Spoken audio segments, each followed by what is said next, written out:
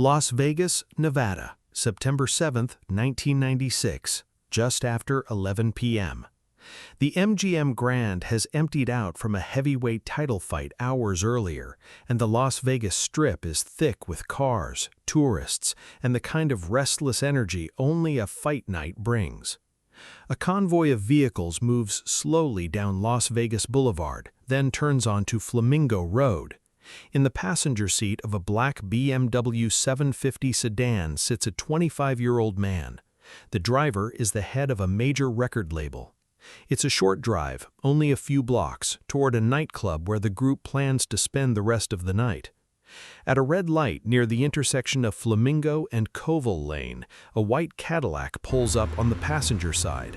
Witnesses in the convoy later describe what happens next in seconds. The window of the Cadillac goes down. Multiple gunshots ring out. The BMW's passenger is hit 4 times. The driver is unharmed. The Cadillac speeds off into the night and is never recovered. Within minutes, the wounded man is rushed to University Medical Center. Doctors work through the night and into the following days, but the injuries are severe. On September 13th, 6 days later, he is pronounced dead. This was one of the most public shootings in American history, carried out in front of dozens of witnesses on one of the busiest strips in the country. And yet decades later, key questions about who fired those shots and why would remain locked behind conflicting stories, missing cooperation, and a case file that stayed cold for over 25 years. Before we go further into what investigators pieced together, I want to pause for a second. I spend a lot of time going through case documents, court filings, and verified reporting so I can bring you facts rather than rumors, and that effort is only possible because of people who subscribe and support the channel. If you want more deep dives like this one, I'd appreciate a like and a subscribe before we continue. Now back to the case. The man in the passenger seat was Tupac Shakur, one of the most successful and influential recording artists in the country at the time, known both for his music and for a public feud between two coasts of the hip-hop industry. The driver was Marion Suge Knight, CEO of the record label Tupac was signed to. In the days before the shooting, tensions inside that industry rivalry had been escalating for months, playing out publicly in interviews, lyrics, and media coverage. Investigators quickly learned that earlier that same night, before the drive down Flamingo Road, there had been a physical altercation in the lobby of the MGM Grand. Surveillance cameras capture Tupac and members of his group confronting a young man they believed was connected to a rival gang, an alleged retaliation for an earlier robbery. The confrontation is brief but violent, caught on hotel security footage that would later become one of the most scrutinized pieces of evidence in the entire case. At first glance, it looks like a clear thread, a public altercation hours before a targeted shooting nearby. But investigators are cautious. Las Vegas in 1996 was not lacking for people with motive to want members of that convoy harmed, and detectives know that a fight in a casino lobby doesn't automatically explain who was inside that white Cadillac a few hours later. As detectives push forward, they run into a problem that will define this investigation for decades. Nobody in the convoy that night is willing to fully cooperate. Suge Knight, sitting inches from Tupac when the shots were fired, tells investigators he didn't get a clear look at the shooter. Members of the entourage give inconsistent or incomplete statements.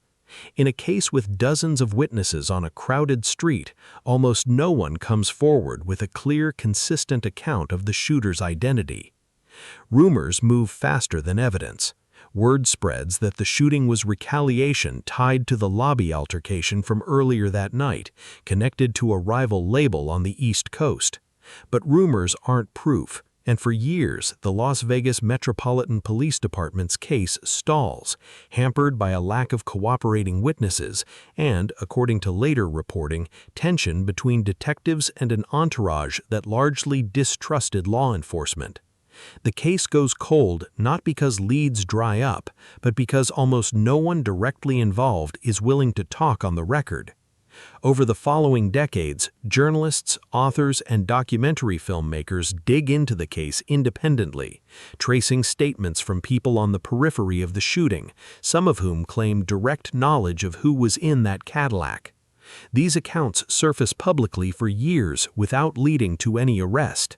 Then, in July 2023, nearly 27 years after the shooting, the case takes its first major official turn. Las Vegas police execute a search warrant at a home in Henderson, Nevada, tied to a man named Duane "Keefe D. Davis, a self-described former gang member from Compton, who had, years earlier in interviews and a published memoir, admitted to being present in the white Cadillac the night of the shooting. In September 2023, exactly 27 years after the shooting, a Nevada grand jury indicts Davis on a charge of murder with a deadly weapon, alleging he orchestrated the attack from inside the vehicle, even though he has stated he was not the actual triggerman himself. Prosecutors, for their part, charge Davis under a legal theory that treats him as having directed the attack, regardless of whose hand pulled the trigger. As of the most recent proceedings, the case remains in the Nevada court system, decades after the crime itself. What we're left with is this: a shooting that happened in front of a crowded Las Vegas street, witnessed by dozens of people, investigated for over a quarter of a century, and only formally charged once someone connected to it chose, for reasons of his own, to speak publicly about a night many others in that convoy have never fully explained. Investigators still can't say with certainty every detail of what happened inside that Cadillac, or why the people closest to Tupac that night gave the accounts they did. What this case shows, more than almost any other, is that fame and public visibility don't guarantee the truth comes out quickly. Sometimes it takes decades, and it may still never be fully complete.